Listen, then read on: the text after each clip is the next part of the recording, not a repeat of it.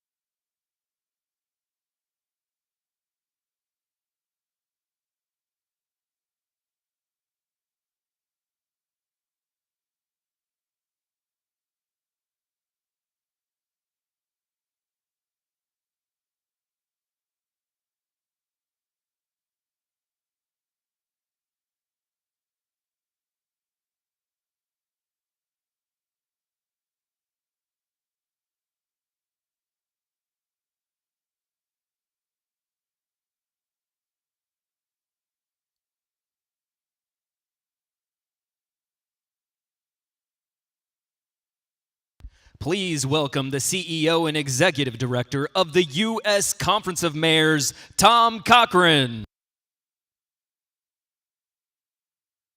Good morning, everyone. Good morning, everybody. Welcome to the 93rd winter meeting of the U.S. Conference of Mayors, and I've been to 55 of them. We are in a new hotel. If you can't find your way around, I understand. But we're so pleased to be here at the Marriott Marquis and not be back in the Capitol Hilton. We outgrew it. So again, welcome mayors, welcome the new mayors, and welcome the non-members, and we want you to become members. As you know, we are in a transition period. A lot has changed since we met last June in Kansas City. We've been through transitions. I've been through Kennedy, Johnson, Nixon, Ford, Carter, Reagan, Bush, Clinton, Bush, Obama, Trump, Biden, and then again Trump. 2 Bushes and 2 Trumps. So we have had a lot of rhetoric about this administration, but I can guarantee you we are here to work with the new president and work with the new Congress to find common goals. We have met with the White House staff twice. Mayor Ginther met with them, and I met with them myself. And then this week we met with the directors of the Governors Association, the Counties Association, the National League of Cities. Yesterday, a representative of the Trump administration went before Congress, and this is what he said. We will call for building millions more homes for all kinds, single family, apartments, condos, duplexes, manufactured houses, you name it, so individuals and families can have a roof over their heads and a place to call home. This is a clarion call. Poverty has no party. Homelessness has no party. It doesn't see red, it doesn't see blue. My call is to be a steward, a champion, an ambassador, and I want to lift up the stories of the forgotten. And I want you to work with me to get it done. That was the HUD Secretary-Designate Scott Turner. So we look forward to hearing from him, working with him as the Secretary of HUD. And that is music to our ears. I'm here to report to you what we have done over the last 6 months.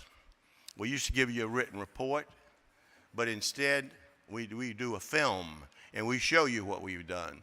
So let's look at the film and we'll be back at you in one moment.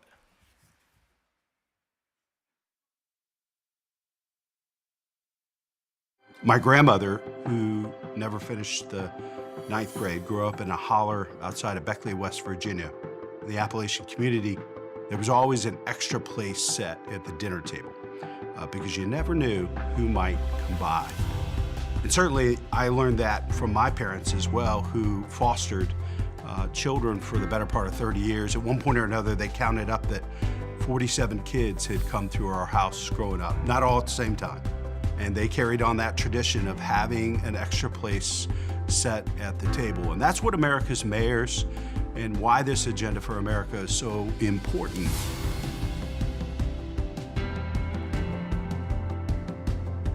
America needs mayors now more than ever before. This Agenda for America that the U.S. Conference of Mayors is promoting and pushing is about the things that matter most to us, that partisanship has no role in. Putting people first, focusing on housing, infrastructure, mental health, safety, continuing to build resiliency in our communities to deal with climate change. We think those are things that the American people care about and that we as mayors have a critically important role in leading.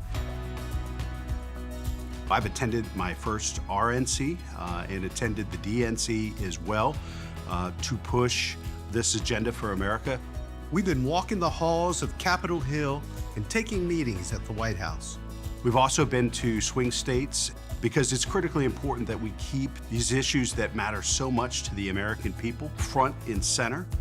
And we need to take that same spirit and effort to tackle housing, continue to make our cities safer, all through that work in a bipartisan way. It's my honor to welcome the U.S. Conference of Mayors National Traveling Tour here to the city of Detroit. The conference is touring the country to highlight success stories and opportunities for more investment, and we are so honored to welcome the conference and its incredible staff to the city of Phoenix.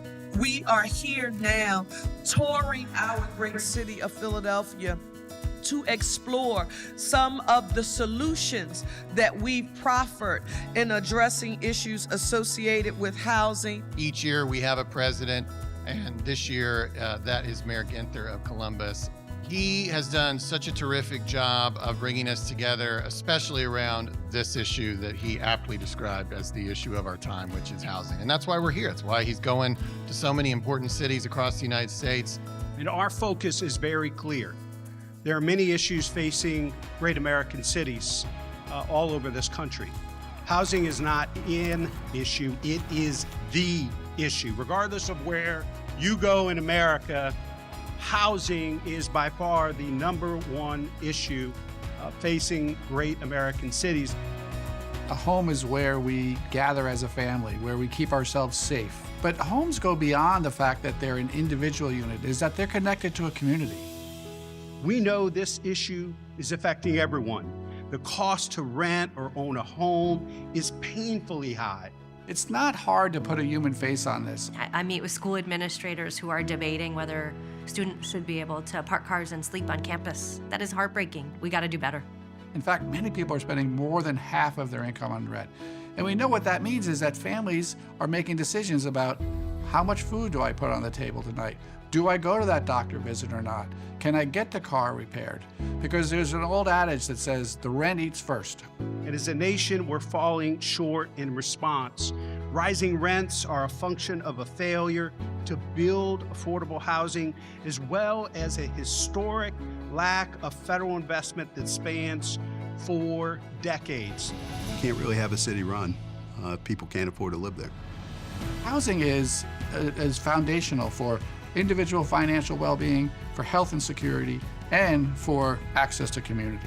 We've been unapologetic about announcing that we are firmly committed to delivering change that residents can see, touch, and feel. We need more units, and we know nationally it's millions of more housing units in the pipeline to make housing more affordable for everybody. that would look like, how do we bring more modern means of manufacturing to housing, build more off-site building of housing? How do we make sure that local governments allow us to put that simpler housing into place? The U.S. Conference of Mayors will be leading a charge, demanding historic new federal housing legislation that spurs investment in low and middle income housing. I want to thank you, Mayor Ginther, for making housing affordability the #1 priority of the U.S. Conference of Mayors. I am here specifically advocating for a change in community development grant funding. I'm here asking for additional funding to help families buy homes, but also to stay in homes, and also for a change in low-income tax credits to allow developers to build more single-family homes. This is a national challenge, and it requires national intervention. We need all cities and all states rowing in the same direction. This will only happen if Republicans and Democrats work together at all the levels of government to see solutions driven down to the local. Doesn't matter if it's D or R. When it comes to our local officials, party doesn't matter. And that's what I love so much about the Conference of Mayors and why it's great to be here today. We all deserve dignity, we all deserve opportunity, and we all deserve a right to a high quality home and place to live. We are trying to get creative about some other things that we can do to facilitate the development of more housing. We're rewriting our zoning code for the first time in 70 years. The U.S. Conference of Mayors is one of the last bastions of bipartisanship in this country. The U.S. Conference of Mayors is going to be ready, willing, and able to help shape this critically important transformational housing investment we have in our community, the city, the county, the state, the private sector, philanthropic interests all working together. The only missing partner right now is the federal government. We know over 90% of our economy goes through our metro areas. Cities are the past, the present, and the future of America. And there always has to be room for one more in our cities. America's mayors give me a great deal of hope. The American people give me a great deal of hope. This is America. And we know when we work together and focus on what's most important, there's nothing this country can't do. It's been one of the greatest honors of my life to be able to serve as president of the U.S. Conference of Mayors. Mayors are very special. Former mayor used to say many folks run for office to be, mayors run for office to do. And what the U.S. Conference of Mayors represents to me is an exceptionally bright future for America if they continue to follow mayors' leads, who are willing to roll up their sleeves, get to work, focus on people, focus on results, and the future is very bright for the United States of America.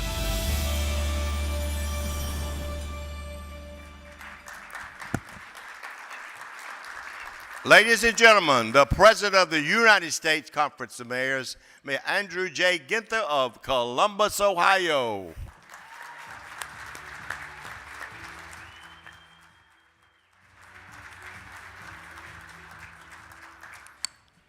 Good morning. Thank you so much, Tom. And it is great to be with mayors. Happy New Year. Are there any Buckeyes in the house? OH? All right. And Mayor Keller, I know you and some very proud Domers are going to be cheering hard for your Fighting Irish on Monday night. But just so excited to be with you all and grateful for you all making the trip here to join us. My fellow mayors, distinguished guests, leaders of government, philanthropy, in the private sector, we are thrilled to welcome you to the 93rd winter meeting of the United States Conference of Mayors. Each January, we convene here in Washington to learn from one another, advance our shared policy goals, and strengthen the partnership between mayors and the federal government. Every 4 years, our meeting takes on greater significance as it coincides with a presidential inauguration. We meet today in a season of change. In 3 days, our nation will experience the blessings, true blessings, of the peaceful transfer of power. No matter your politics, we should always cherish this powerful hallmark of our democracy. Over the next several days, we will focus a great deal on what we believe we can accomplish together to keep American cities strong and to deliver opportunity and security for our residents. But we cannot begin this meeting without first stopping to express our most heartfelt sympathies for the people of Southern California. The devastation in Los Angeles is beyond comprehension. More than 24 lives have been lost, and countless more have been forever changed. Los Angeles has a long road ahead. I think we can say the face of this great American city has been radically changed. But we can also be sure that it will return stronger than ever. We thank the firefighters, the emergency personnel, and volunteers who have been fighting these blazes. We mourn with the victims and those in need. And although she cannot join us this week, we stand with Mayor Karen Bass and our other California mayors who are fighting for their city right now. This is a terrible chapter in Los Angeles' history, but it is not the final one. And know this, we as mayors will stand ready, willing, and able along Karen's side as the U.S. Conference of Mayors to support LA's recovery. There is a strength in this organization and in the mayors who make it so special. What sets the U.S. Conference of Mayors apart from any other organization of public officials is our single-minded focus on getting things done. You can save your politics for another time. We like to say we're the last bastion of bipartisanship in politics. I'm proud to lead this organization alongside a Republican from Oklahoma and a Democrat from California. But the truth is your party affiliation doesn't matter much here. What matters is how we can work together to solve problems. Mayors Hold and Gloria have been great partners, and we've got a terrific agenda for you this weekend. We have more than 260 mayors here with us, another demonstration of the strength and depth of this organization. We also have dozens of new mayors and mayors that are joining us for the first time. I'm going to pause and ask any new mayors or mayors who are joining us for the first time to stand up so we can welcome you and recognize you as you join the Conference of Mayors.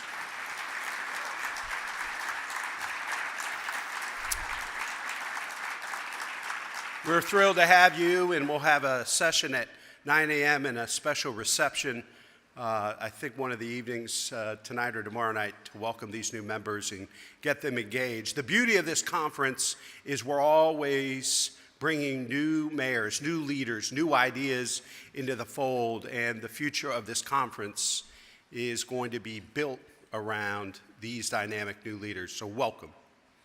We'll be discussing the big challenges facing our cities and how we can take them on. But we're also going to celebrate the progress that we've made. Today, I can proudly say that American cities are thriving. A vibrancy is returning to our downtowns, and optimism is the pervasive feeling when you talk to any mayor here. Every city has its own story, but around this nation, we are seeing jobs created and wages rising. Small businesses are booming. We're also seeing a significant reduction in violent crime, some of the biggest drops in decades around America's cities. New infrastructure is being built. We're making our cities more resilient to climate threats, and new technologies are allowing cities to be more efficient and responsive to our residents. The challenges we all faced during the pandemic were substantial. We've been through a lot. But this is a new day. Later today, we will welcome a man who helped make that so. A great friend of America's mayors, the 46th President of the United States, Joseph R. Biden.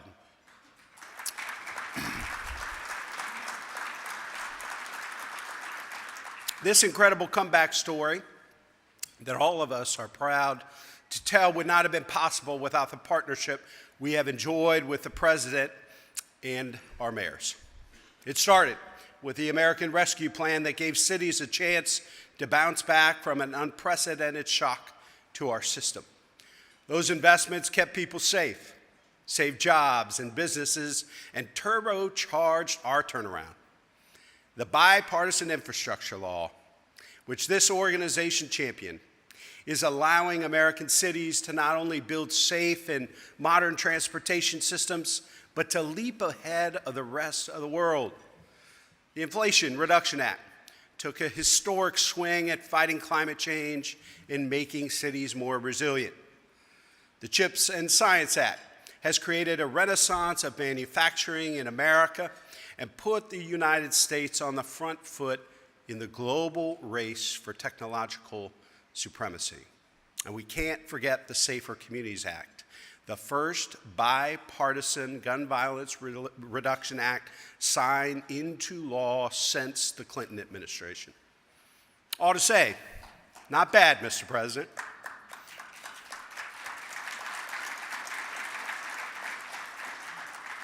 Our progress is real. Cities are thriving. But progress is just that, progress. We have more, so much more, that we must do.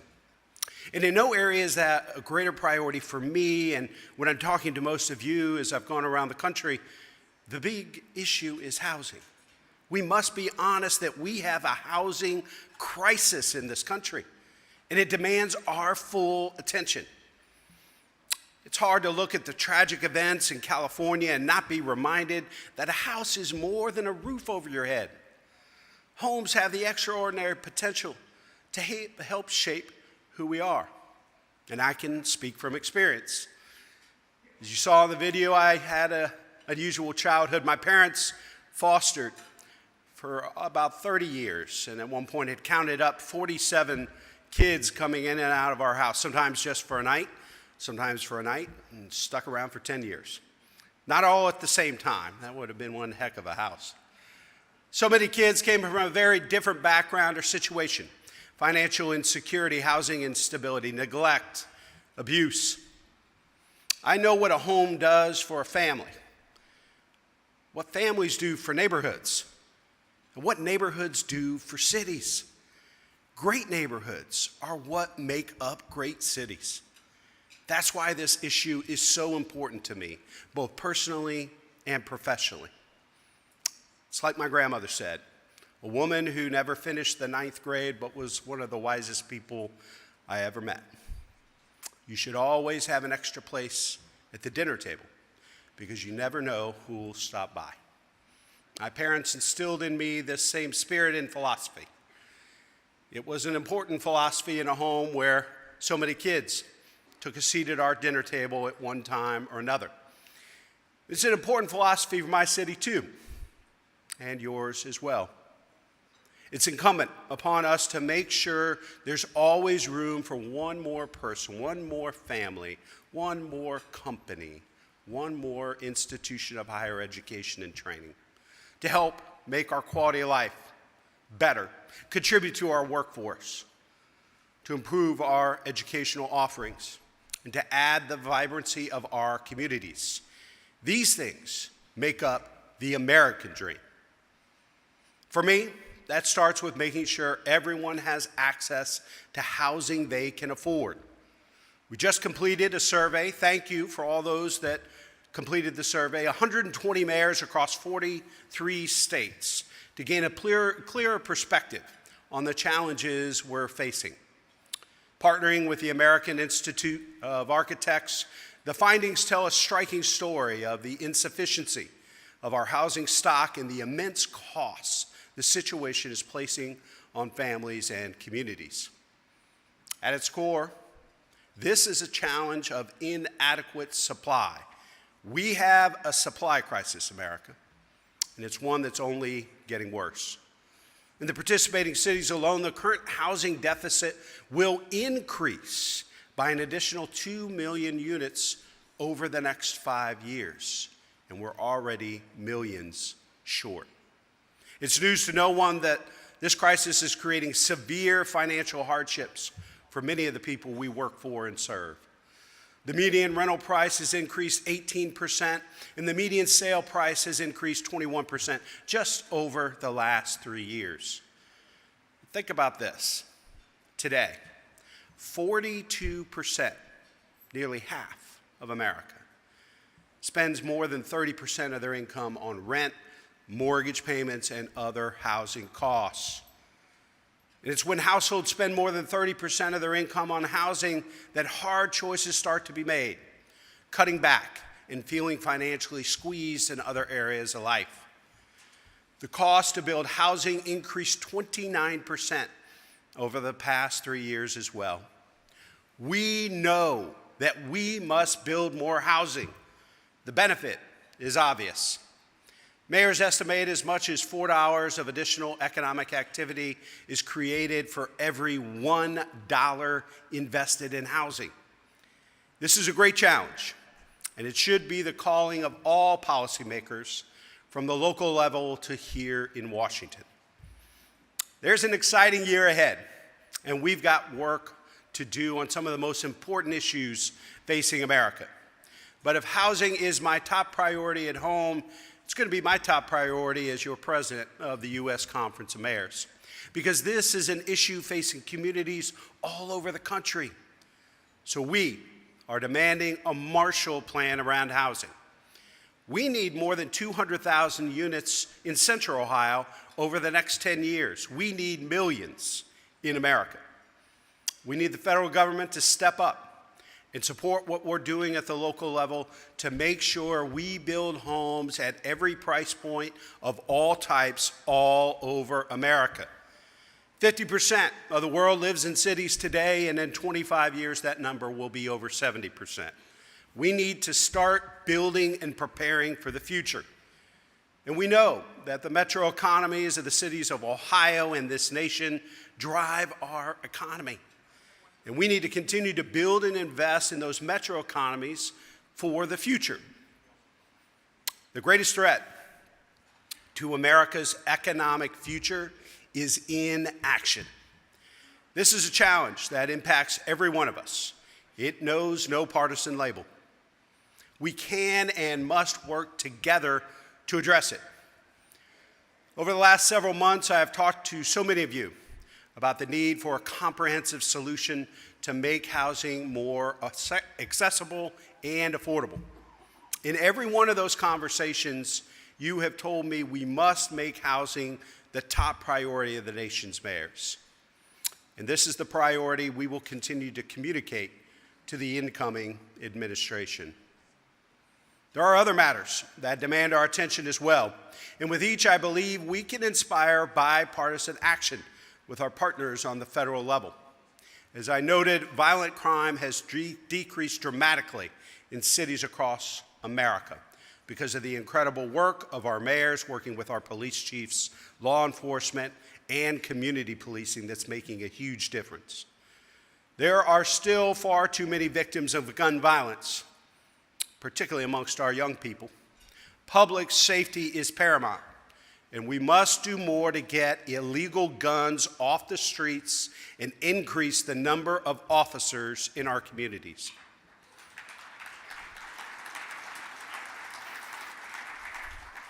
The challenge of mental health is one every mayor knows with its connection to public safety, homelessness, substance abuse, and suicide. We must build on the incredible work done by our past president, Hillary Sheevey of Reno, and the current Surgeon General, Vivek Murthy. We must get people the help they need. Infrastructure, climate, resilience, and clean energy are constant priorities for cities. And we will insist that we keep moving forward and not sacrifice any of the momentum we've built. Friends, I close this morning by appealing to every mayor's sense of optimism and wonder. We have come so far. Our cities are strong. Our cities are safe. Our cities are healthier than they have been in years. We have shown what is possible when solutions rise above politics, when getting things done is not bogged down by partisanship or pessimism. There is nothing we cannot do, and it is my hope that this spirit of cooperation continues to carry the day. America has never needed mayors more than right now.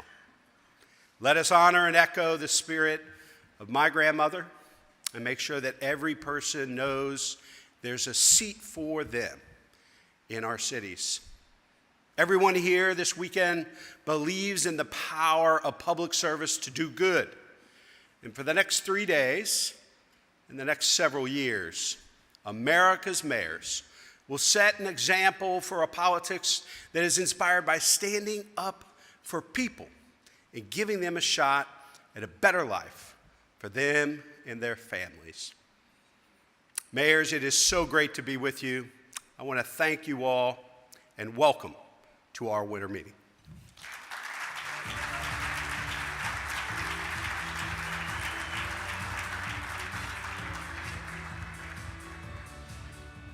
Please welcome to the stage our panelists and moderator for our next discussion, Wells Fargo Senior Vice President Ravi Shapira.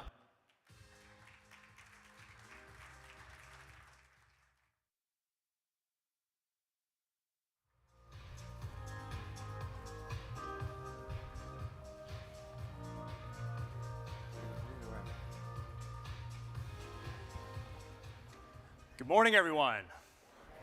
All right. Well, after waiting in line for so long, I bet it's great to feel like we're in the seats and the session is beginning. Thank you so much for the patience and joining us here in DC at Wells Fargo. We're so proud to be a partner with the U.S. Conference of Mayors, and I'm so glad to be back sharing and talking about small business with all of you.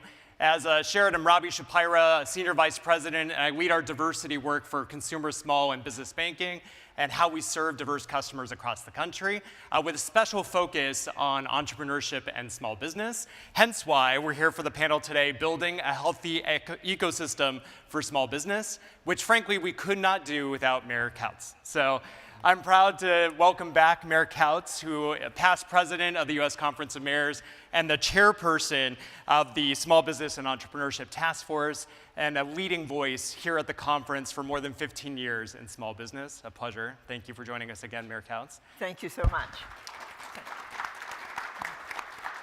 The incredible mayor from St. Louis, Mayor Jones, a past entrepreneur and an incredible advocate, I know, for financial health and the ecosystem that helps your citizens to be successful in your city. I know we'll be hearing a lot from you today, Mayor Jones. Thank you for joining us. Thank you for having me. Yeah. And then I feel weird introducing Mayor Duggan because, I mean, everybody knows him far more than me, but the second longest running mayor of the city of Detroit. And I feel like your spirit is full of entrepreneurship from your time at the medical center and then your time leading the city. I know you'll have a lot of great insights to share with our audience today about small business. So thank you, Mayor Duggan. Thank you. Yeah.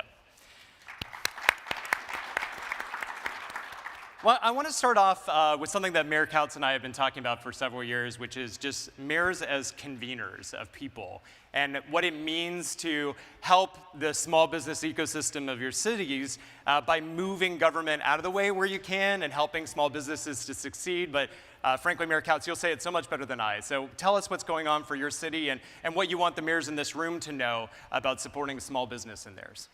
Thank you, Robbie, and it's good to be back on stage with you. One of the things that I always talk about is that City Hall is supposed to be the facilitators and problem solvers for people who come in and want either a permit or whatever it is that they're going to be doing. So for us at City Hall, our job is to facilitate and to be problem solvers and not to be obstacles for small business as they come in, whether it's looking for a permit or just understanding what it is that they need to do with regard for leasehold improvements. We always want to make sure that they understand that if they are leasing a space, they should have the fee owner or the owner of the property sign off and also be someone who is there to help them with their application process and sign off on all of those things. And if they need an architect, it should be the the function of the owner of the building to have an architect to do all of that work for them, rather than thinking that they had to do it themselves. So ours is always about solving problems. And one of the things that you can also do is to help convene your small businesses to help one another. And we as mayors can do so many things in helping our small businesses by making sure that everybody knows about who they are, if they're new to the area, be it those ribbon cuttings, and making sure that you amplify that on your social media platforms. So those are some of the things that we can all do to help our small business. And we did that also with our ARPA funds by giving them grants. We gave out $25,000 grants using ARPA funds to help them through the COVID experience and to thrive as they continue with their business. We didn't lose a whole lot of businesses during that time. Yeah, thank you, Mayor Kautz, for reminding us it's about infrastructure, it's about clearing the way, and then it's also about seed money. You know, one of the things that I want to share with you all is coming this next Tuesday, we'll publish the new version of the Impact of Women-Owned Business Report, a report that becomes the source of truth on women-owned business firms in the country.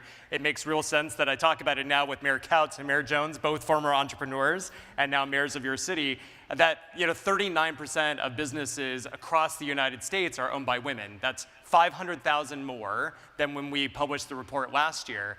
But still, for women to get on the same level of revenue generation for men on the current trajectory would take 120 years to reach parity.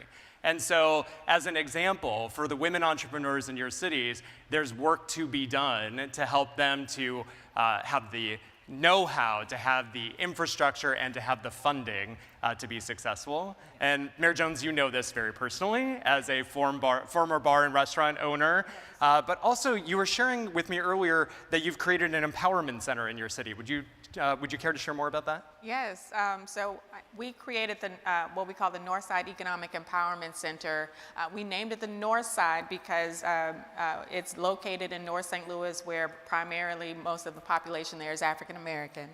And all are welcome to the Northside Economic Empowerment Center, but we are focusing on minority businesses, giving them the tools, the technical assistance. Our certification for MBE, WBE businesses is also located there, a plan room for our contractors, and it's in partnership with the private sector. MasterCard and Maryville University are two of our largest partners to help provide that technical assistance, access to lawyers, access to accountants, access to software so they can have legitimate businesses, right? Because a lot of times we have that hustle man in the community, and we want to make sure that a hustle man makes his hustle legitimate, so he can then submit RFPs for city businesses, for city business and city work, and help those businesses grow and thrive. That's incredible. You know, as the first Black woman mayor of St. Louis, I know this is passion for you and it's at your heart and soul, but Yes. Why financial empowerment? Because you also did so much as treasurer before you were mayor in the realm of financial empowerment. Why have you decided that's one of your key areas of focus? Well, this is when my test became my testimony. I had personal financial troubles as a young 20-something person. I had to file bankruptcy after my mother passed away, a whole host of issues in my family, and I wanted to make sure that we provided tools for our citizens, so if they had those same experiences, then there was a way out, and we provide those services for free. So I stood up the city's first Office of Financial Empowerment in City Hall in partnership with Operation Hope, and also started a 2-generation strategy program called the College Kids Children's Savings Account Program, where we give a $50 seeded account to every kindergarten student entering a public school in the city of St. Louis. Currently, our oldest cohort is in the 9th grade, and they have over $2 million saved for their futures. That's awesome. Yeah. I didn't even realize we had that in common, but we're also great partners of Operation Hope with Hope Inside centers Yes. across the country. And Wells Fargo was our first partner with our College Kids program, so thank you very much. No, it's our pleasure. We're proud to be a part of your city. Yes. Yeah, thank you, Mayor Jones. All right, Mayor Duggan. You know, one of my favorite things about learning about you is just what you have done with such an, as I said, an entrepreneurial mindset, whether at the medical center or you're in your city of Detroit, but just would love to learn from your experience and what you're doing to help entrepreneurs in your city. Well, you know, it's really important to be able to see things through the eyes of the entrepreneurs. So, you know, your city staff always tells you how well they're doing permitting and the improvements. So I do just the opposite. So my first year, I brought 8 gas station owners in, and I had my staff just sit and listen. And I said to the gas station owners, explain to me your permitting process, keep your business open. And they showed me every year a gas station has to go through 3 separate inspections. The fire department comes out, the environmental department comes out, the business licensing department comes out. You have to go down to a different department, fill out a form, pay your fee, and none of it goes on the same cycle. So one might be out in March, one might be out in May, one might be out in September, and if you miss one, your license is renewed. I said, this is crazy.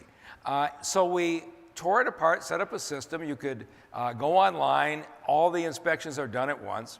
That's all fine. Got better. I brought them all back last year. And they said, you know, you went from an F to a C. and we were celebrating the C for a while.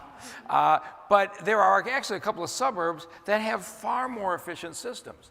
And so I said to my team, we are going to pick the most efficient system of any city in southeastern Michigan, and I'm going to lay their system next to ours, and you're going to have to explain to me every step that we have that they don't, every fee, you're going to have to justify it. I can't believe the resistance I've gotten from my own bureaucracy. Somebody saying the other city's better than you, you would have thought I told them their child was ugly. It's been huge pushback, but we are forcing through it because in Detroit, we can't afford to be not too far worse than the other communities. Yeah, right. We've got to be at the highest level. And so now I am going to, now I've got these restaurant owners like in the room, and they're going to be able to advocate for the changes in process to the ideal. And in the next few months, we're gonna hopefully raise this to a different level. That's incredible. It's no surprise, Mayor Duggan and I were talking about when he was leading the medical center and how wait times were an issue, and you were giving away Tigers tickets, which is an incredibly innovative system for people who wait too long to get to go to a free baseball game. But sports are blowing up in your city now. I'm sure that'd be much harder to do today. But I'm curious, what else is innovative and going on in Detroit? What are you looking forward to the most when it comes to small business in 2025? Well, you know, at the moment, nothing's helping small business more than the lion. So we're just going to enjoy the ride. It's been a long time coming. Totally. Thank you, Mayor Duggan. You know, Mayor Jones, we were also talking about some work that you're doing with New Americans, and I just would love for you to share more with the audience here today about that work. Yeah, so international citizens is our largest segment of our growing population in St. Louis. And so last year we opened an Office of New Americans to help our international community that chooses St. Louis as their new home to connect them to work, to connect them to housing and everything else that they need to thrive. And this isn't just for people who are moving to St. Louis, but also our existing community. So opening up City Hall to our international community and let them know that City Hall is also belongs to them. So we host international spouses receptions. We hosted the first Diwali reception celebrating Diwali with our Hindu community. And we have International Food Day once a month where we have an international restaurant come in and sell their food to City Hall workers so they can taste the different fairs. And that's my favorite day of the month because I love food. So, you know, just making sure that we are equitably reaching out to all of our communities and let them know that City Hall is the people's house. Yeah. Great. That's such a good way. Yeah, and with a city as diverse as yours, and with your focus on financial empowerment, I can only imagine the impact that'll have on the citizens and the new and upcoming citizens of your city. That's amazing. Absolutely. Yeah. Mayor Kautz, I'd love you to bring us home as we're almost near time for our panel. You know, you have made incredible investments into your city from a performing arts center in your downtown, but what are you most looking forward to in 2025 that you think will have a dynamic impact on the small businesses of Well, your one city? of the things that we continue to say in Burnsville is that we are a vibrant community that is boldly leading and welcoming to all. So one of the things that I'm looking forward is that as we continue to look to the future and doing a revisioning of the city, is it convening, because I did this when I first came into office, and I believe in the power of the people to share what it is that they want their community to look like 10, 15 years down the road. And then also bring them into the process of really defining what are the success factors look like. And that becomes part of the strategy for our different departments to work towards that. Build our budget off of that, and then making sure that they become a reality.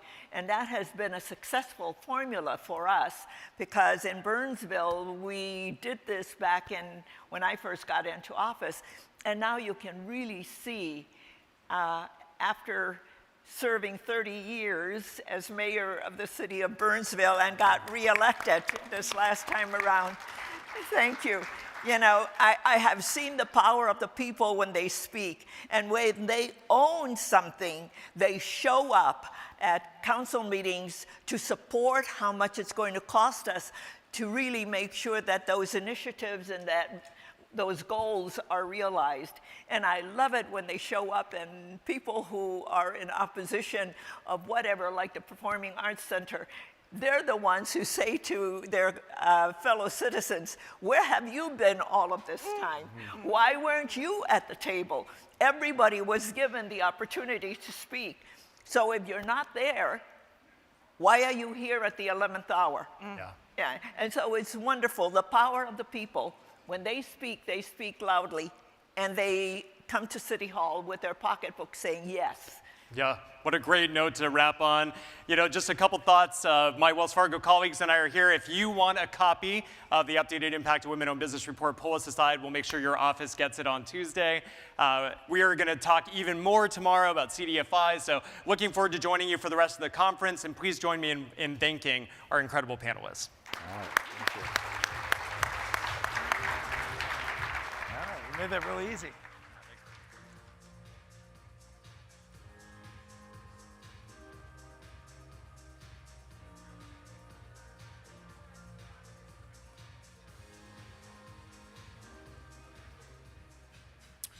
Thank you for that great discussion. So excited up next to introduce a great leader of cities nationwide. He's a former associate professor of psychology at Ohio University, served his country for over 20 years in the United States Air Force and the Air National Guard, and he serves his community as the mayor of Athens.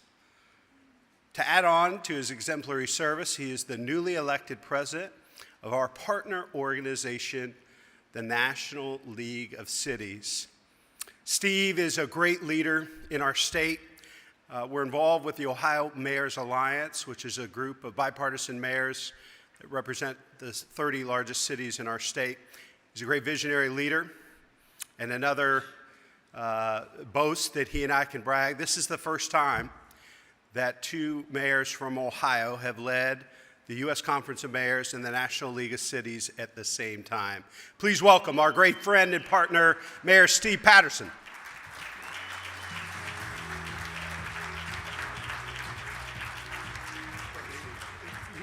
I got something for you. So,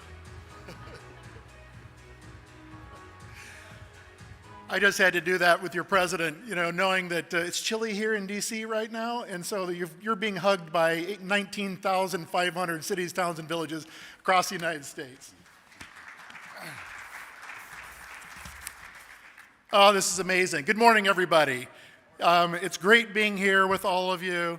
You know, as both a member of the U.S. Conference of Mayors, as well as a longtime member of the National League of Cities, and now serving in the role of the NLC president, I cannot overstate the importance of our organization's partnership. The National League of Cities and the U.S. Conference of Mayors has a long and impactful history, almost 100 years long. Together, we've accomplished so much, unsurprisingly, given that we, America's local leaders, always rise to the occasion. When we as mayors, council members, and city managers, we can be counted on to step in, step up, take charge, and get work done no matter what the challenge is. The reason for the success is clear. It's the unwavering support and advocacy provided by organizations like the National League of Cities and the U.S. Conference of Mayors.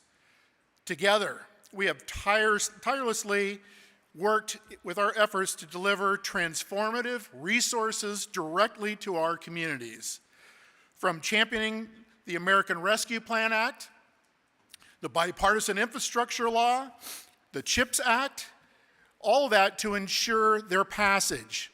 We've proven what is possible when we work together. But our work didn't stop with advocacy. Once those funds were secured, America's mayors and leaders turned that potential into tangible action, bringing these investments to life. Bring them to life in our cities, towns, and villages. The changes we've witnessed on the ground are nothing short of incredible. They also reaffirm the power of local leadership. Now, as we work with the leadership of the new Congress and the President Trump and Vance administration, it is on us to amplify these successes. And I truly mean that. We need to amplify these successes. Together, we must demonstrate the transformative impact of federal funding when it is funneled directly to local leaders. Leaders who know their communities better than anyone else and understand how to drive economic recovery and strengthen our futures. At NLC, we are fully committed to joining forces with USCM and make our case crystal clear. We will introduce ourselves to Congress and administration with one resounding message. Local leaders don't just advocate for resources, we ensure that they are used effectively and we deliver results. Know this, our communities are counting on us to continue building the relationships and programs that uplift every single resident. Together, we can make our communities ready and resilient for the future. When we prepare and uplift every community and prepare the next generation of leadership to create local solutions to global challenges. On behalf of the National League of Cities, we are excited to partner with the U.S. Conference of Mayors to get the job done. We have a great rest of this conference. Enjoy the weekend, everybody, and go Buckeyes.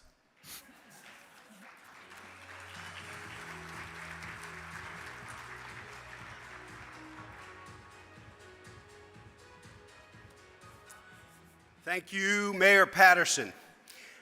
Artificial intelligence is more than just a trend in technology. It's a tool that will profoundly impact how we use technology over the next several years. Wherever you look, AI is changing the world in different ways, from managing traffic flow to generative AI. There's immense potential for cities to become more effective and efficient. And this technology will power the innovative solutions of tomorrow. To help cities unlock the potential of artificial intelligence, it's essential that we build partnerships that help us understand it. Here to announce the 2025 USCM Google AI Initiative is Google's Vice President of Government Affairs, Public Policy, Knowledge, and Information Products. Please welcome Chris Turner.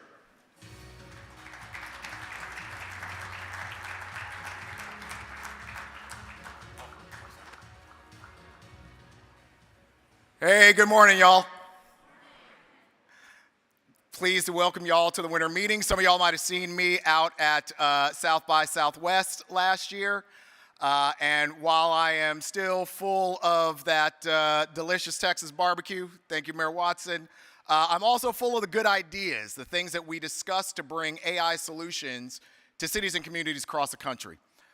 Mayor Daggett of Flagstaff, Arizona, said we needed more training for city staff. Mayor Cognetti of Scranton, Pennsylvania, spoke to us about the disconnect between the infrastructure that is needed to implement AI solutions and the lack of funds in cities across the country.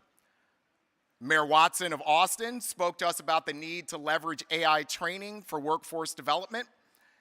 And Mayor Hudspeth of Denton, Texas, really hit the nail on the head when he told us he wanted tactical, practical conversations on how AI can help but challenge his city over the next 5 to 10 years. All of these conversations help shape a new partnership between Google and the U.S. Conference of Mayors, focused on helping cities leverage the best AI solutions in city services. For this initiative, we'll work together to provide educational resources, technical best practices, and a comprehensive playbook to guide cities in adopting AI responsibly and effectively. So this is my call to action. Join us at one of our upcoming regional events, share the AI playbook when it comes out with your staff, and together, we'll take a step forward in modernizing city services for residents across the country. Thanks all y'all, and I'll see you at the AI events.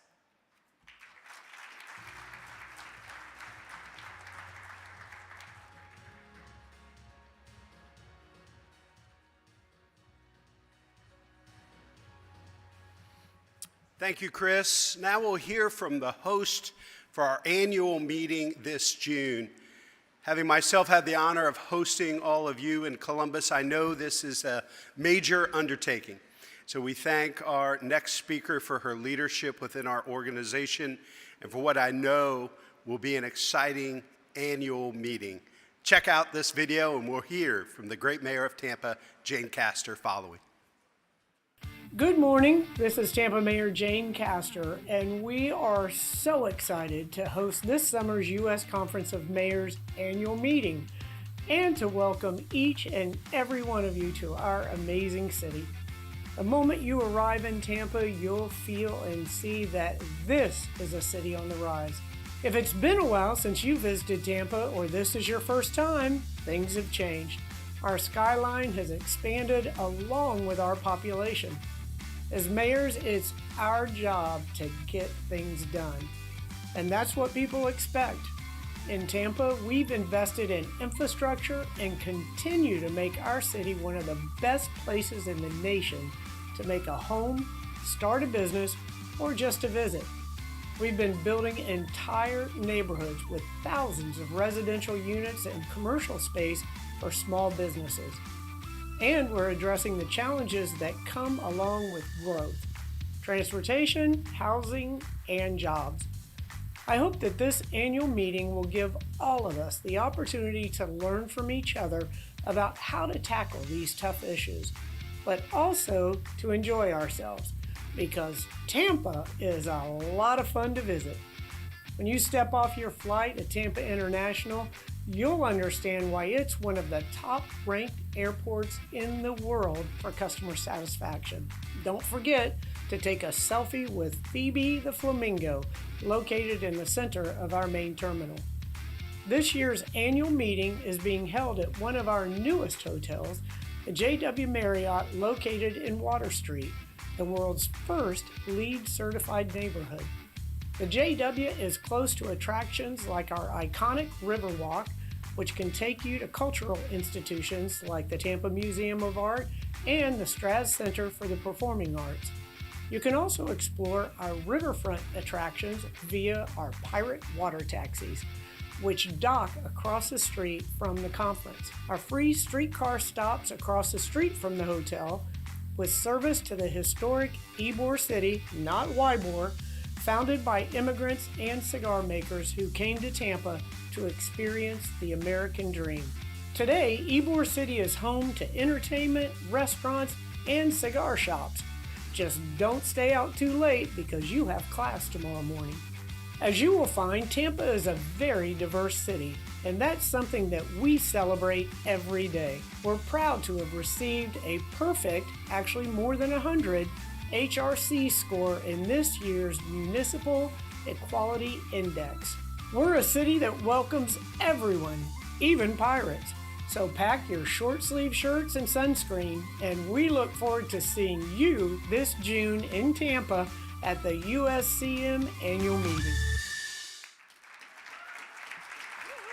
All right, hello U.S. Conference of Mayors.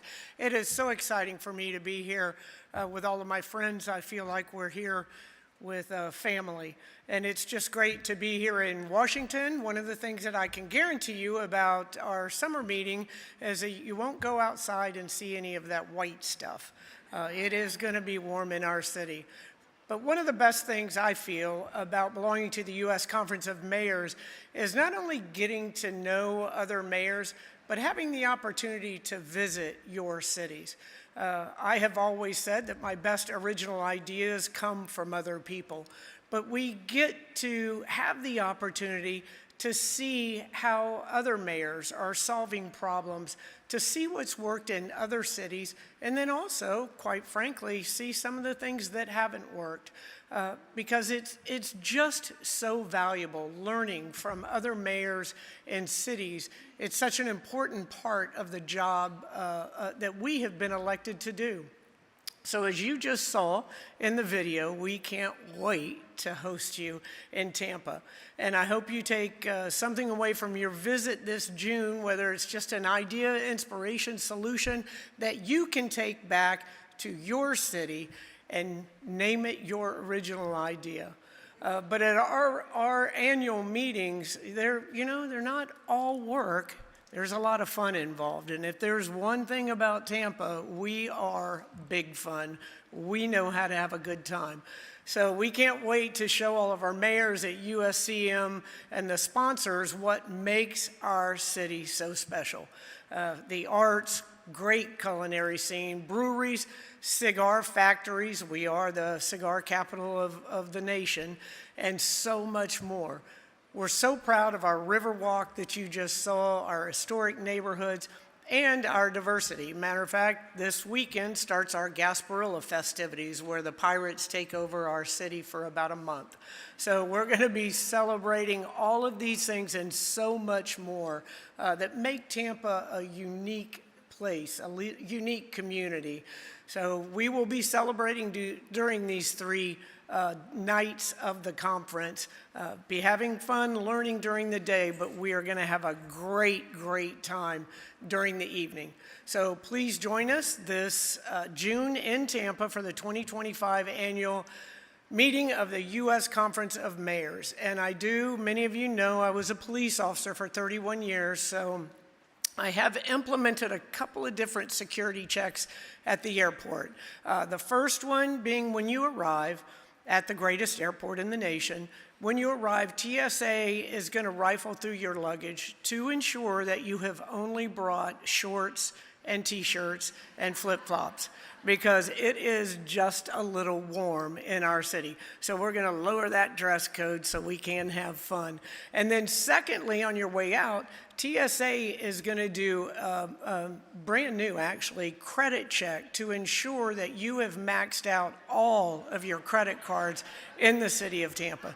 So in advance, I say thank you. And if you need any more coercion or any other reason to visit sunny Tampa Bay, just take a step outside and feel that temperature, because trust me, it's going to be warm and sunny in the city of Tampa. So we will see you all in June. Thank you all. God bless.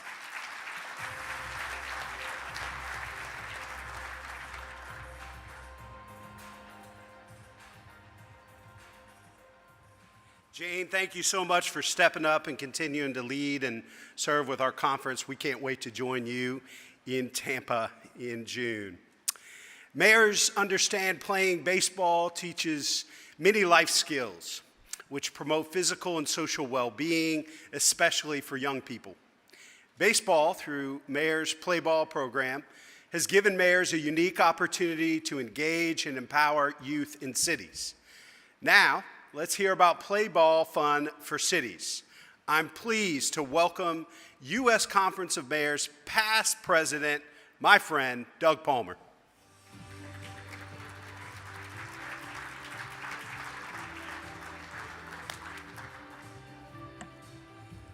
Good morning, mayors.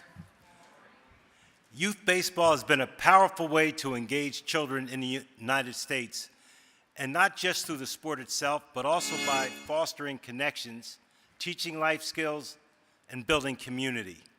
And many don't realize this, but for the last decade, Major League Baseball and the United States Conference of Mayors have collaborated for the Mayor's Play Ball Initiative, which focuses on the sport of baseball and encourages sustained participation in the sport for years to come. Baseball is an intergenerational connector. Mayors thrive in events that engage our youth, like the one on the screen. You'll see Pembroke Pines Mayor Angelo Castillo. Now check this out, mayors, he's only been in office since April. And this is his city's annual play ball event. He inherited the successful community event from my old buddy, Mayor Frank Ortis, and now he's using it to connect with local youth and their families. Let's give him a hand.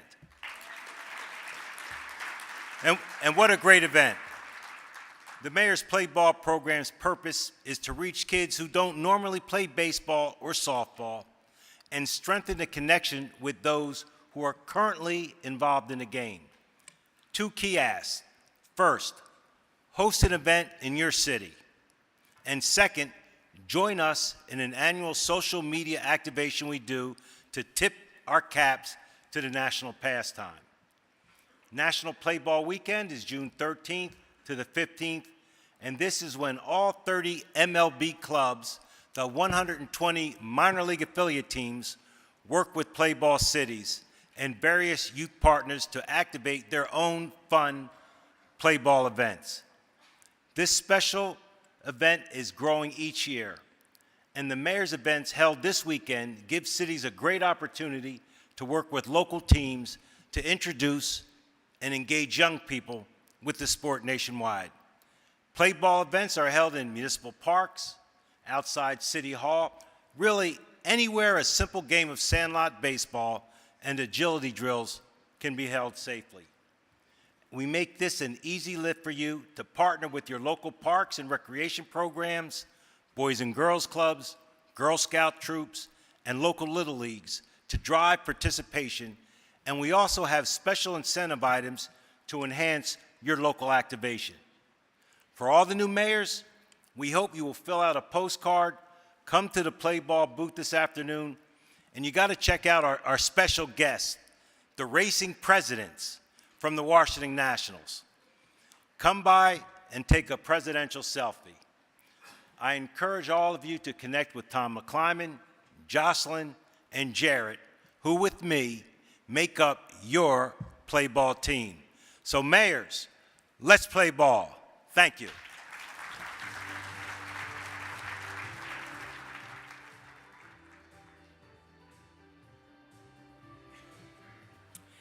Thank you, Doug. For more information, there are play ball sign-up cards on all of the tables. Please drop them off at the booth once you've shared your information. If you have any questions or need assistance, please follow up with either Tom McClyman, Jocelyn, or Jared at the play ball booth. Well, we are so excited to welcome back a great friend of this conference. Our next speaker is the 21st Surgeon General of the United States. He's been a driving force in public health, working closely with cities and mayors across the country over his 2 terms as Surgeon General. His hands-on approach is focused on tackling pressing issues like mental health, the opioid crisis, and the lingering impacts of the COVID-19 pandemic. He's known for building strong partnerships with local leaders to create community-based solutions that make a real difference in people's lives. From raising the alarm about the national loneliness epidemic to combating misinformation, he's been on the front lines, empowering cities to lead the charge in improving public health. He combines his medical expertise with a genuine passion for connecting with communities. Whether it's meeting with mayors, visiting neighborhoods, or listening to residents, he's committed to ensuring health policies reflect the needs and voices of the people they serve. Please welcome a great friend to this conference and to cities across our country, the Surgeon General, Dr. Vivek Murthy.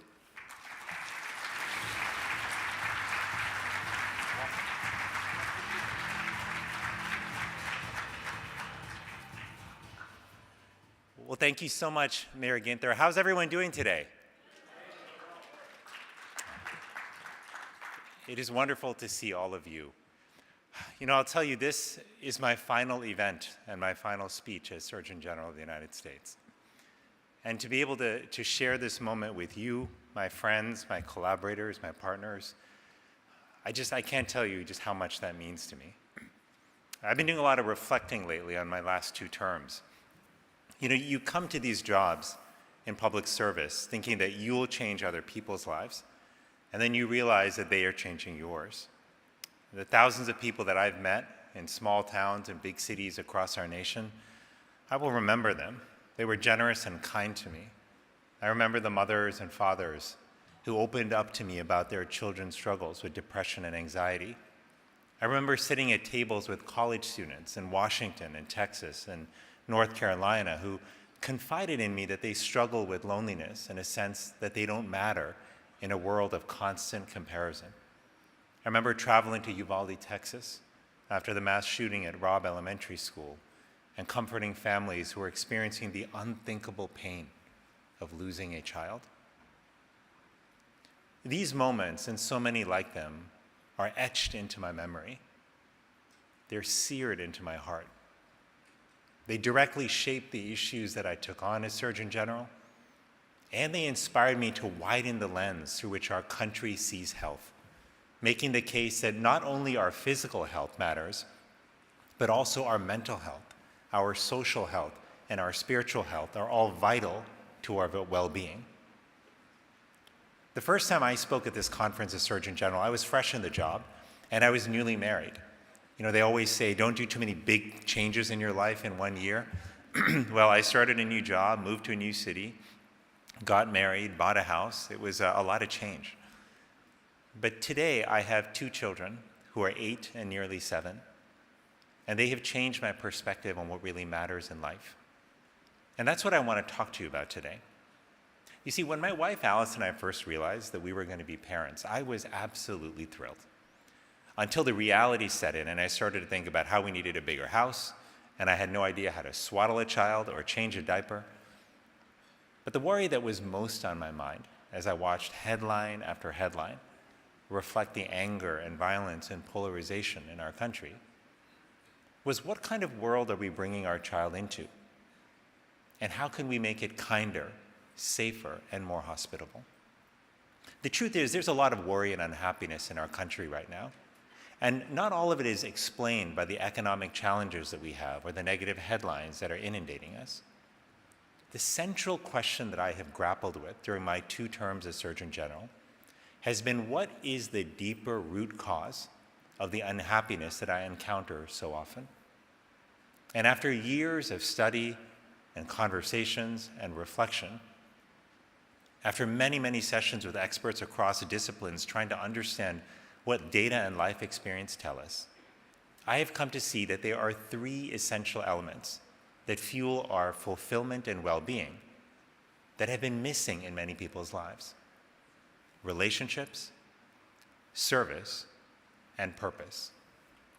Relationships keep us grounded and bonded to each other. Service, from formal volunteering to informal small acts of kindness, is about helping each other. And purpose gives our life a sense of direction and meaning. Together, relationships, purpose, and service constitute the triad of fulfillment. Each of these can significantly impact our physical and mental health as well. They actually reduce our risk for heart disease, depression, anxiety, and premature death. And they allow us to connect with something bigger than ourselves, which is a universal human need that brings us perspective and support. Yet all 3 of these drivers of fulfillment have diminished in many of our lives. About 1/3 of adults and half of young people are struggling with loneliness today. The majority of our country is not engaged in formal and informal service to each other. and a majority of young adults say they have little or no sense of purpose or meaning in their life. Perhaps this is because so many of the messages that are coming at all of us tell us to prioritize a different triad, the triad of success, which is grounded in fame, wealth, and power. This is what young people tell me all the time as I travel to high schools and colleges across America. And the hustle culture that we're in has us constantly chasing accomplishments, recognition, and followers. And while there's nothing inherently wrong with these elements on their own, the truth is they rarely bring lasting fulfillment. So if we want to address the deeper roots of unhappiness, we need a clear and explicit shift that puts relationships, purpose, and service at the center of our lives. These three elements not only drive fulfillment, but they are the core pillars of community. You know, at its heart, I believe that this is actually what the American dream is all about. When Thomas Jefferson wrote about the pursuit of happiness as an inalienable right in the Declaration of Independence, he wasn't talking about achievement, wealth, fame, and focusing more and more on ourselves. You see, to Jefferson, the pursuit of happiness was a virtuous pursuit that involved serving others and contributing to something greater than yourself. Jefferson knew that our destinies were deeply intertwined and that we needed each other. You know, last week I wrote a parting prescription to America to lay out a path to rebuilding community and re-anchoring our lives in the triad of fulfillment. On this path, it turns out it is the small steps that we take that create the opportunity to make the big culture and policy shifts that we need. So in this path to drive toward the triad of fulfillment, it's small steps like this that matter, doing one small thing each day to help someone. That's how we serve. Reaching out to one friend each day to check on them. That's how we nurture relationships. Talking to our friends and our children more openly about how we find purpose that's rooted in contributing to the lives of others, that is how we cultivate purpose. And when we take these steps, something extraordinary starts to happen. We start to feel a sense of meaning and belonging. The more of us who feel this way, the more likely we are to design workplaces that foster social connection and schools that help our children build healthy relationships. We're more likely to choose leaders who lead with kindness and generosity and service in their hearts, and who support policies that reflect these values as well. You know, nearly 62 years ago, not too far from where we are seated right here, Martin Luther King Jr. stood at the foot of the Lincoln Memorial at the famous March on Washington, and he asked our country what kind of nation we wanted to be. That remains the question that confronts us today. What kind of nation do we want to be? Do we choose the status quo with increasing pain, isolation, and despair, where millions of people feel they're on their own? Or do we choose to be a nation where we have each other's backs, where we recognize that human connection is our superpower? Do we choose the path of health, happiness, and fulfillment? I want us to be a nation that leads with love. Love and not fear. Because to build community requires love. Love not as sentimentality, but as a commanding force with the power to build, strengthen, and heal. Love as generosity and kindness. Love as hope and grace. Love as courage. It was the late President Jimmy Carter who demonstrated through his extraordinary life of service that it is the people we love and the people we serve who will help us find our purpose and our joy. America and the world need a new generation of community builders, a generation defined not by age but by spirit, by a fierce, unyielding commitment to each other, a generation that's willing to stand up and reject the pessimism and animosity of our time, and instead choose courage and hope. We must be that generation. It is up to us to build our lives around the time-tested triad of fulfillment, grounded in relationships, service, and purpose. It is up to us to rebuild community in America, the country we love. Mayors have an especially important role to play here. From the beginning of my time as Surgeon General, the reason I have loved working with mayors is because you are on the front lines. You don't have the luxury of being paralyzed by politics and partisanship. You get things done. You deliver for your constituents.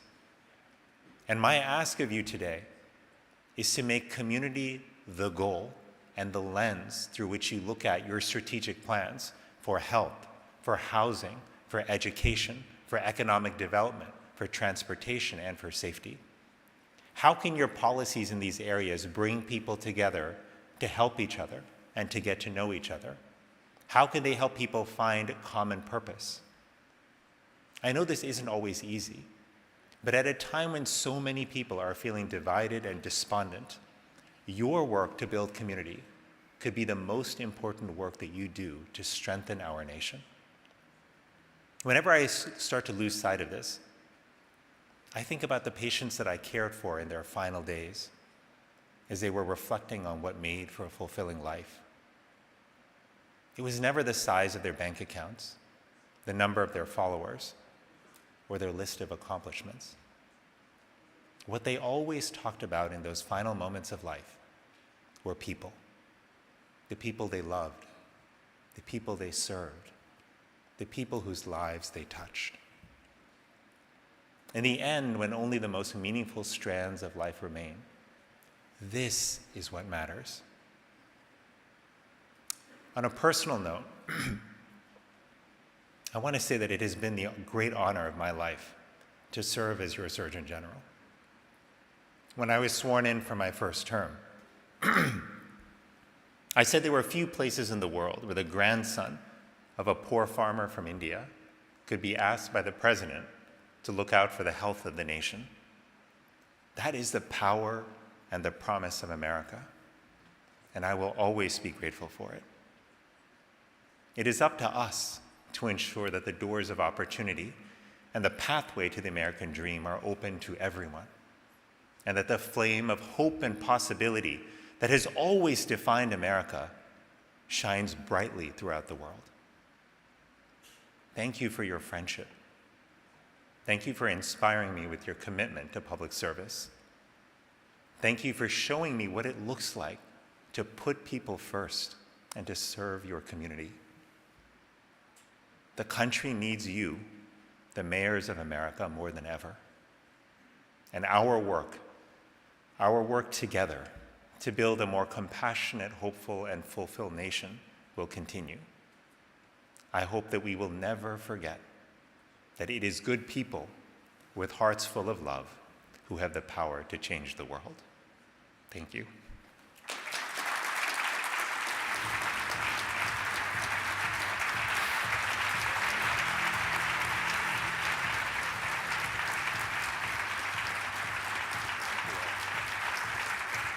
Thank you all so much. Thank you so much.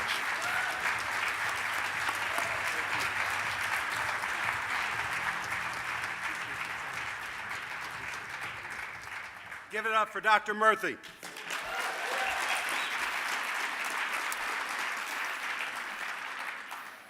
Thank you for your service and all the incredible work you're doing across our country. So grateful to have you here with us and for your partnership. So honored to welcome to the stage our final speaker this morning, our friend and former colleague who wraps up his service this weekend, has served so ably as the leader of the U.S. Department of Transportation.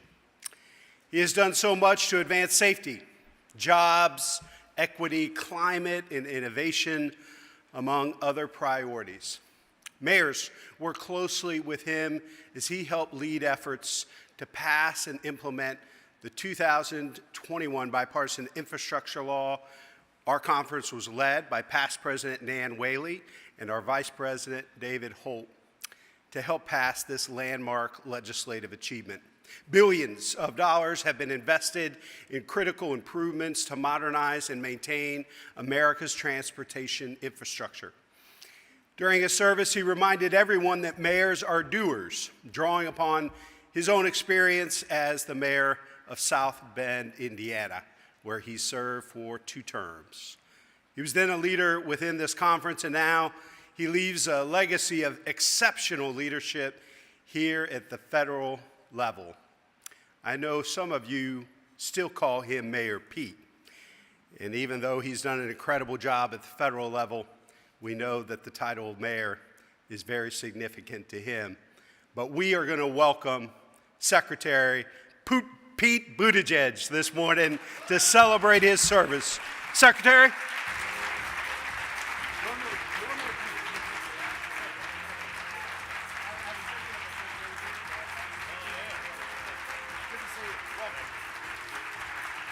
Good morning. Thank you, Mayor Ginther, for your leadership at the conference and for the kind introduction, and I will follow up shortly to discuss the terms of our ceremonial sports wager. I think even as a mayor emeritus, I can do that as my Irish take on Ohio State. Thanks to Mayor Holt, Mayor Gloria, and the whole team here at the U.S. Conference of Mayors, and above all, thank you to America's mayors for your great work and for the chance to join you one more time as Secretary of Transportation. I can't think of a better group to be with today for what I expect will be my last public appearance while holding this office. And before I go any further, I want to acknowledge what several fellow mayors and so many of our fellow Americans are going through in California right now because of the destruction brought about by wildfires there. We are all with Los Angeles and the people of California, and our administration's been hard at work even in these late days and hours to support the recovery and relief efforts. I've been in touch with my counterparts in California to offer our department support, and I know that the community of American mayors is here for Mayor Bass and for everyone who is fighting that devastation. The community of mayors has always been there to support one another in difficult moments and in hopeful and ambitious moments too. And what you have achieved in this organization every January in this room is an extraordinary thing. Think how rare this is. This thing you are a part of right now as we speak, a gathering in Washington, D.C. of senior elected officials from every corner of the country and both parties who make common cause in the face of shared challenges and who actually like each other. Official Washington could learn a lot from you. And even today, after years in federal service, I view the world and I view my work so often through the lens of a mayor. As I have said to so many of you when I've traveled to your communities, it bears mention that the job of a mayor has only become more important and more demanding and more difficult since I proudly wore that title a few years ago. But many of you have also heard me remark in your cities that sure would have been nice back in my mayor days if there was a president and an administration and a U.S. DOT who delivered a $1.2 trillion infrastructure package to be a wind at your back.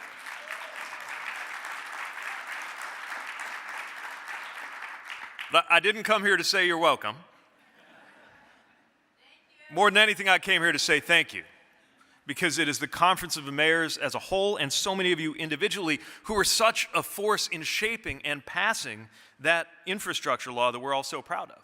And while we talk about it today as though it couldn't have been any other way, many of you recall that we spent so much of 2021 facing deep skepticism in official Washington from people who doubted that it could be passed at all, especially on a bipartisan basis. But we did it together. President Biden signed it in November that first year, and with the funding now in hand, so many of you are at the forefront of actually delivering those projects. This job of secretary has brought me to every one of our nation's 50 states at least once. And if I didn't get the chance to appear in your community by now, chances are our funding has. In fact, we now count over 72,000 projects funded by the bipartisan infrastructure law.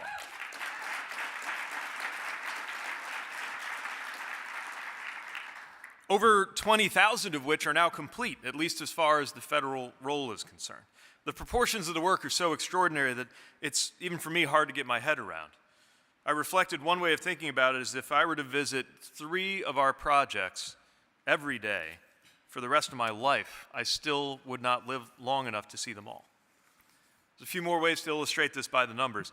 More than 207,000 miles of roadway are being repaired or improved from coast to coast. More than 12,300 bridges are being repaired or rebuilt, including 18 of our nation's most economically significant bridges.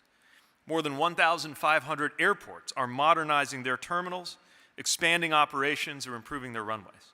I could go on and on and on. I promise not to. What's even more compelling than the statistics has been the stories.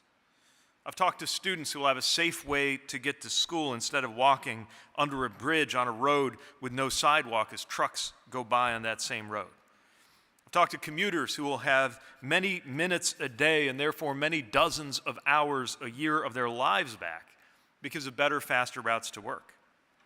Places I have seen projects take shape, from multi-billion-dollar efforts like the high-speed rail linking Nevada and Southern California, or the Hudson River tunnels in New York and New Jersey, to six-figure streetscape improvements that are going to save lives, or projects like the one to take just under $1 million to help an airport in South Dakota upgrade its general aviation terminal from a modified mobile home to the permanent structure that that community deserves.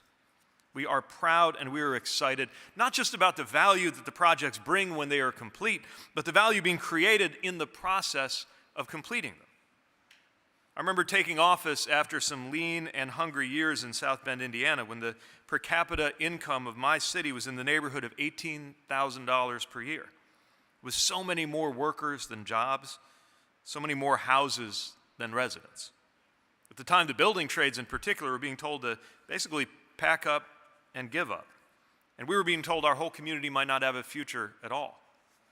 I went back to South Bend a few weeks ago and saw not only the extraordinary work that my successor, Mayor Mueller, has done there to build on the growth that we achieved on my watch, but hundreds and hundreds of apprentices joining the trades, getting good paying work, with the electrical workers local alone telling me that more than 36 different projects they were working on traced back to some of the legislation that our administration had passed.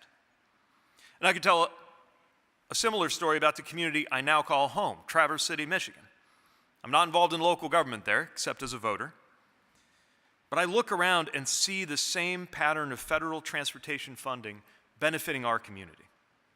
The transit system, Beta, got a new headquarters. The airport is getting new passenger boarding bridges. The Maritime Academy is even getting a tugboat for training. And the talk of the town last year, the Grandview Parkway project, just completed with our formula dollars, is being followed by what's now on the front page of the newspaper described as a Grandview 2.0 project to break ground with funds from our Rural Surface Transportation Program that's going to redesign a dangerous intersection. And that's not some exceptional windfall in a region where I happen to live. This kind of thing is happening in hundreds and hundreds and hundreds of communities across a country like yours. And importantly, it is happening in red and blue and purple states. It is happening in the low-income communities too often left out in the past. And it's happening in rural and tribal communities that were too frequently passed over by federal funds. It's been a big ship to turn. In fact, when Chasten and I left South Bend and prepared to come to Washington to take this job, my former public works director there told me I was going to become like the trim rudder on a supertanker. And often that's how it's felt. Big things have changed. The bearing and direction has changed, and it's changed for the better. So the bottom line to the mayors of America is I am proud to report to you that today every form of U.S. transportation is in better condition than we got here.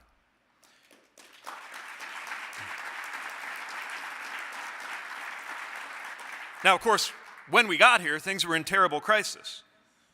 COVID had created the most intense and complex set of transportation disruptions since 9/11. Airlines were at risk of collapse. Supply chains were obstructed. So much was going wrong. But when I say that we have made things better together, I don't only mean how we successfully overcame that crisis, though that would have been enough to dominate the work of an administration. But I mean, of course, something bigger. The changes that we have made to the very trajectory of our U.S. transportation systems. The trajectory of our built infrastructure is that it is at long last getting better and not worse. The backlog at long last getting smaller and not larger. The trajectory of our air traffic control hiring is that the number of controllers is finally growing and not shrinking. The trajectory of roadway safety in this country is that roadway deaths in our country are at last declining and not rising. Our ports have operated at higher capacity than when we got here. Fewer flights are being canceled. Airline passengers have more rights, as do travelers with disabilities. So do railroad workers, and the list goes on and on. And while an enormous amount of credit goes to President Biden's leadership and the work of the team that I've been so proud and privileged to lead at the U.S. Department of Transportation, so much of what we have achieved is also a credit to what we have done together in partnership with local leaders. I don't know how it's been for you, but as mayor, I found that we spent much of my first year making tough decisions, laying groundwork, setting things into motion, spending political capital, upsetting people sometimes when necessary. So that by the fourth year, the community saw the benefit, gave us some credit, and gave us running room to do more things. In the case of federal infrastructure work, as proud as I am of what we have done, I'm cognizant of the reality that 4 years has not been nearly enough. And so, while we are leaving office with transportation in this country demonstrably better than we found it, the reality is that so much remains to be done, and so much will depend on what happens next. And I don't just mean what happens next in Washington. Indeed, much of what is about to happen in America, including what is about to happen with federal infrastructure policy and funds, is not in Washington's hands, but yours. I mean that both in the specific sense of infrastructure improvement and in the broader sense of our society. On infrastructure improvement, I have to note that the nature of our work is such that so much of what we did in the first half of this decade will bear fruit mainly in the second half of this decade. Though thousands of projects are already complete, thousands more are just going into construction or still in the planning and design phases. And in so many cases, it will fall to you to deliver them. But I hope that we have set a durable, new standard of partnership for our department to support your communities in getting that done. So much depends on you. Safety outcomes, including continuing that decline, now underway for 10 quarters in a row in roadway deaths, will continue to matter for the U.S. Department of Transportation. But so much of it depends on those decisions made closer to home. And I hope you'll continue to look to ensure that your community approaches the standard that some mayors in this room have already achieved for at least 1 year of 0 roadway deaths, using better design and practices in partnership with each other and with various public and private sector partners to get that done. And as technologies now underway continue to develop, drones and eVTOLs, automated vehicles, artificial intelligence, your role will continue to matter more than ever. But when I point to the enduring importance of your leadership, respectively and collectively, I am not talking only about the trajectory of our transportation systems, but the trajectory of our society. And that's what I most want to leave you with a sense of the stakes being higher than ever, now that Chasten and I are raising our son and daughter, Gus and Penelope, to grow up and live in the world that is being created, yes, by global leaders and national leaders, but in so many ways by local leaders. Here, today, even after 4 years in Washington, doing work that, of course, I'm so proud of, I still believe more strongly than ever that societally, politically, and civically, our salvation must come from the local. All politics is local, as is often said. All politics is also an exquisitely human enterprise. And my experience has been that mayors, both in how you relate to each other and in how you relate to the public, are most attuned to this. And with social and political trust now at crisis levels in our society, you can develop the foundation of new and better forms of trust that will be needed for things to improve in this country. At a time where polarization and division dominates our national life, you, who know what it means to be a living, breathing, walking symbol of what people in your diverse and sometimes divided community all share and have in common, you will be needed more than ever to build trust and common purpose. At a time with misinformation gaining as much authority as truth in the public square, you, who live with the most immediate and inescapable realities, hard facts about what is and isn't working, the simple reality of a hole in the road or a collapsing house that cannot be denied or obscured with bluster or falsehoods. You will be needed more than ever to help people stay in touch with reality, to remind people that there is indeed such a thing as fact and fiction, and the job of leaders includes helping people sort out which is which.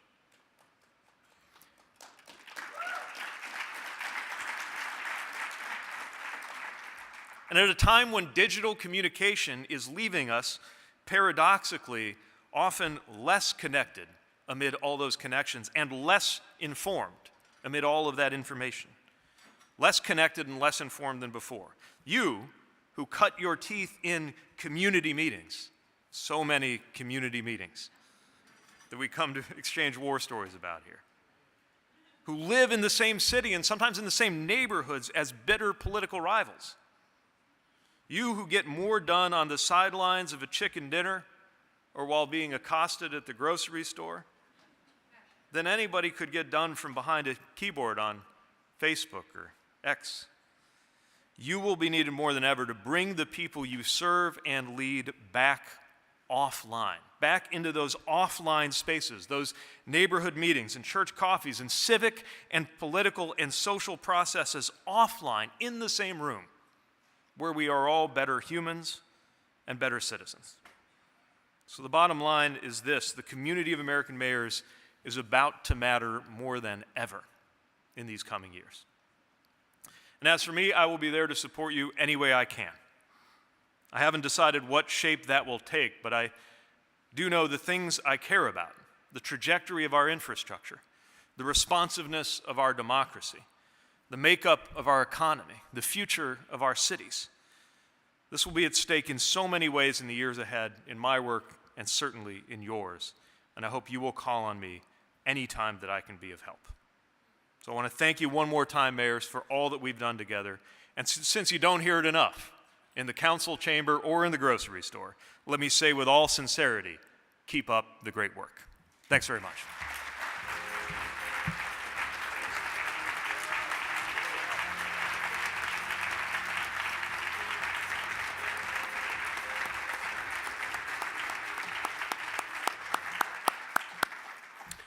Thank you so much, Secretary Buttigieg. We're just so grateful for your incredible partnership and support throughout the years. I know that we have many sessions going this morning, so I'm going to adjourn this plenary session. I look forward to meeting some of our new mayors at 9 o'clock in this session there, and then we'll reconvene for our lunch plenary at 12:45. Have a great morning, everybody.